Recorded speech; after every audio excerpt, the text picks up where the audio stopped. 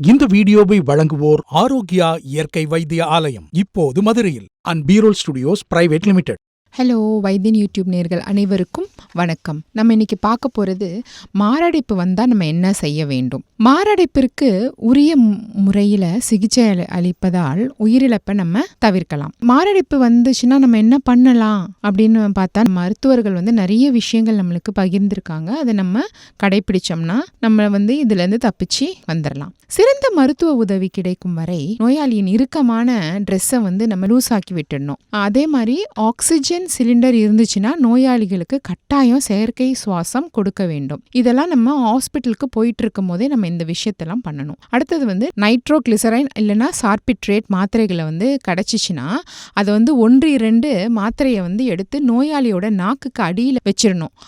நீரில் கரைக்கப்பட்ட நிலையில் ஆஸ்பிரின் மாத்திரையும் கொடுக்கலாம். மாரடைப்பு வந்தால் இதெல்லாம் நம்ம செய்யணுன்றதை நம்ம தெரிந்து கொள்வது ரொம்ப அவசியம். இப்போது இந்த மாரடைப்பு நோய்க்கு என்னென்ன சிகிச்சை கொடுக்கப்பட வேண்டும் என்பதை பற்றி நம்ம பார்க்கலாம். மாரடைப்பு ஏற்பட்டால் உடனே மருத்துவ கவனிப்பும் மருத்துவமனையில் சேர்க்கப்படுவது ரொம்ப அவசியம். ஆரம்ப கால நிமிடங்களும் நேரங்களும் ரொம்ப கட்டாயமானது. அது வந்த உடனே எவ்வளோ சீக்கிரம் நம்ம ஆஸ்பத்திரியில் சேர்க்குறோமோ அவ்வளோ சீக்கிரம் ரொம்ப நல்லது. ஏன்னா முதல்ல கரோனரி தமனி எனப்படும் இரத்த குழாயில தான் அது ஏற்பட்டு அந்த கட்டியை கரைக்கும் மருந்துகளை கொடுப்பாங்க. அப்புறம் இதய துடிப்பை கவனிச்சு இயல்புக்கு மாறான துடிப்புக்கு ஏற்ற மாதிரி அவங்களுக்கு சிகிச்சை கொடுப்பாங்க.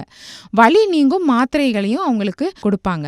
அப்புறம் இரத்த அழுத்தம் அதிகமா இருக்கும் பட்சத்துல அதனை ஃபர்ஸ்ட் குறைக்கிறதுக்கு தகுந்த மருந்துகள் டாக்டர்ஸ் கொடுப்பாங்க. நோயாளியின் வயது, எந்த அளவுக்கு அந்த மாரடைப்பு ஏற்பட்டிருக்கு, இதயம் எவ்வளோ பாதிக்கப்பட்டிருக்கு, அப்புறம் அந்த இரத்த குழாயில இவ்வளோ அடைப்பு ஏற்பட்டிருக்கு, இந்த அளவெல்லாம் கவனிச்சு அதற்கு ஏற்ற மாதிரி நோயாளிகளுக்கு சிகிச்சை கொடுப்பாங்க. பல நேரங்களில் இரத்த குழாயில ஏற்பட்டுள்ள அடைப்பினை நீக்க தெளிவான மற்றும் முறையான வழிமுறைகள் ரொம்ப அவசியம். அது என்னன்னு பார்த்தீங்கன்னா கரோனரி ஆஞ்சியோபிளாஸ்டி. அதை செஞ்சால் மட்டும்தான் எந்த அளவுக்கு பாதிக்கப்பட்டிருக்குன்றத தெளிவாக நம்மளுக்கு காட்டும். அப்புறம் பலூன்களை கொண்டு இந்த இரத்த குழாயை ஊதி விரிவுபடுத்துவாங்க. அல்லது கரோனரி பைபாஸ் அறுவை சிகிச்சை மூலமா இந்த முறைகளை கடைபிடிப்பாங்க. அப்படி பண்ணாதான் அது சரியாகும். பெண்களுக்கு மாரடைப்பு ஏற்படும் போது அதற்கான அறிகுறியே பெரிய அளவில் தெரியறதில்ல.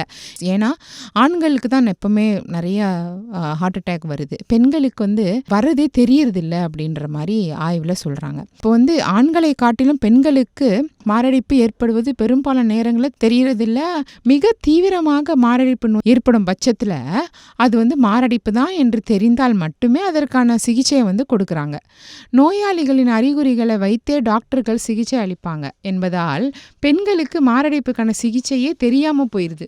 அவங்களுக்கு மாரடைப்பு வந்தால் என்னென்ன ஆகும் அப்படின்னு பார்த்தோம்னா முதுகின் மேல்புறம் வலி, வாந்தி, சுவாசிப்பதில் ஏற்படும் சிரமம், மூக்கடைப்பு, அஜீர்ணம் போன்றவை பெண்களுக்கு மாரடைப்பு ஏற்படுவதற்கான அறிகுறிகள் என்று டாக்டர் சொல்கிறாங்க. பொதுவாக மாரடைப்பு விகிதம் பெண்களுக்கு குறைவு என்றாலும் கூட அவை ஏற்படும் அறிகுறி தெரியாததுனால சிகிச்சை கொடுக்க முடியாமல் அவங்க திடீர்னு மரணம் ஆயிடுறாங்கன்றதை ஆய்வில் சொல்லியிருக்காங்க.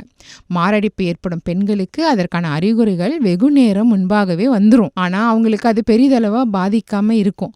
எனவே மாரடைப்பு என்று தெரிய வந்தவுடனே மருத்துவமனைக்கு கொண்டு செல்லும் வழியிலேயே தீவிர சிகிச்சை அளிக்கக்கூடிய ஆம்புலன்ஸில் மட்டும்தான் அவங்கள கூட்டிகிட்டு வரணும். அப்போதான் அவங்க உயிரை நம்ம காப்பாற்ற முடியும்னு டாக்டர் சொல்கிறாங்க.